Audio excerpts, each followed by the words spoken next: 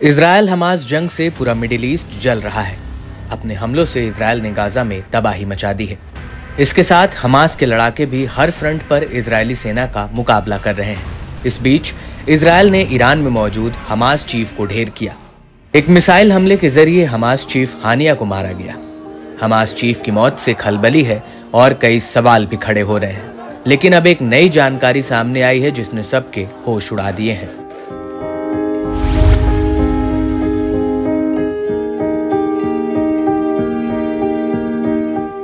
Israel की खुफिया agency Mossad ने ईरान के खुफिया एजेंट्स के साथ मिलकर इस हमले को अंजाम दिया। रिपोर्ट के मुताबिक मोसाद और सीआईए ने हानिया की लोकेशन दी। द टेलीग्राफ की एक रिपोर्ट में दावा किया गया कि इस हत्याकांड में बम का इस्तेमाल हुआ है। द टेलीग्राफ की एक रिपोर्ट में बताया गया, मोसाद ने ईरानी सुरक्षा एजेंटों को एक इमारत में 3 अलग अलग कमरों में विस्फोटक लगाने के लिए काम पर रखा था, जहां हानिया ठहरा हुआ था। ईरानी एजेंट ने तेहरान में स्थित इस्लामी रेवोल्यूशनरी गार्ड कॉर्प यानी IRGC के गेस्ट हाउस के 3 कमरों में बम रखे। हानिया अक्सर यहां ठहरता था। इसके बाद ये सभी ईरान से चले गए और रात करीब 2 बजे रिमोट के जरिए बम में धमाका कर दिया गया।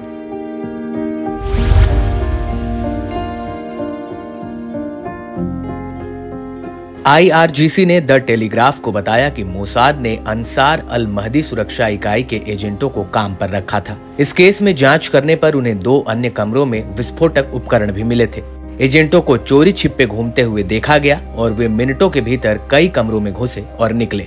टेलीग्राफ को IRGC के अधिकारियों ने बताया कि हानिया को मारने की मूल योजना तब बनाई गई थी जब वे ईरान के पूर्व राष्ट्रपति इब्राहिम रईसी के अंतिम संस्कार में शामिल होने के लिए गए थे। तब इमारत के अंदर भीड़ ज्यादा थी, जिसके चलते ऑपरेशन के सफल होने की संभावना नहीं थी। इस वजह से ऑपरेशन को रद्द कर दिया गया था।